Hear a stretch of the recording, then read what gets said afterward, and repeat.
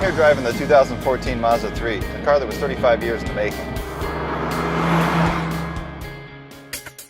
The year is 1977, and this is where the Mazda 3 started, with the GLC, which stood for Great Little Car. Great's relative, but it was definitely little in a car. You have to remember, in 1977, men got perms and wore polyester pants. The Corvette in 1977 had 180 horsepower. That's less than the new Mazda 3. You know, even though it doesn't have much power, the GLC is incredibly lightweight and surprisingly nimble. It literally has the bones of an RX-7. This is what the RX-7 was built on. And so you can really kind of feel that as you throw it into a corner.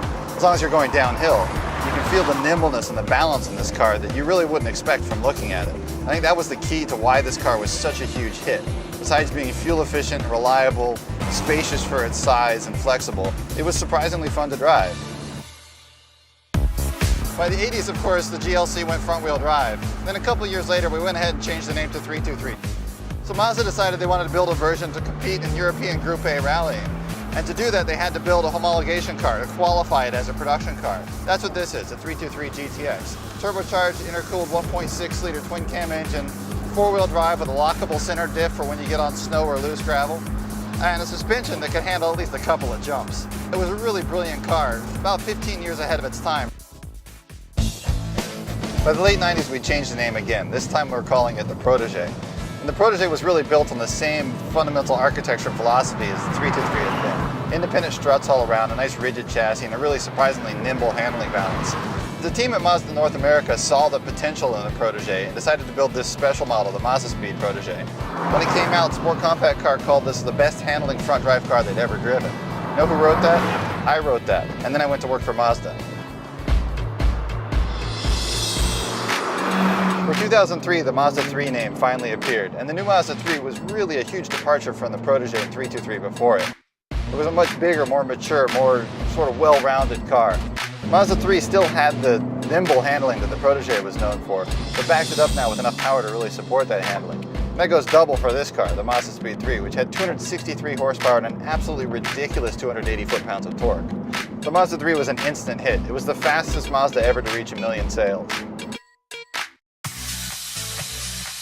So the Mark II Mazda 3 carried over the body structure and the suspension from the Mark I, but we pulled ahead the Skyactiv-G engine that we were designing for the Mark III Mazda 3. And that engine got us more power, more torque, and dramatically better fuel economy. And since the old Mazda 3 chassis was still so good, even 8-9 years into the production of the Mazda 3, it was still winning almost every comparison test it was in. So the Mark I was already in production when I started at Mazda, but I got to actually work on this car. I got to spend a lot of time on twisty mountain roads like this, dialing in the handling, getting the steering feel right, really making sure the car was fun to drive. I was really proud of the way this car turned out, but it's nothing compared to the new one.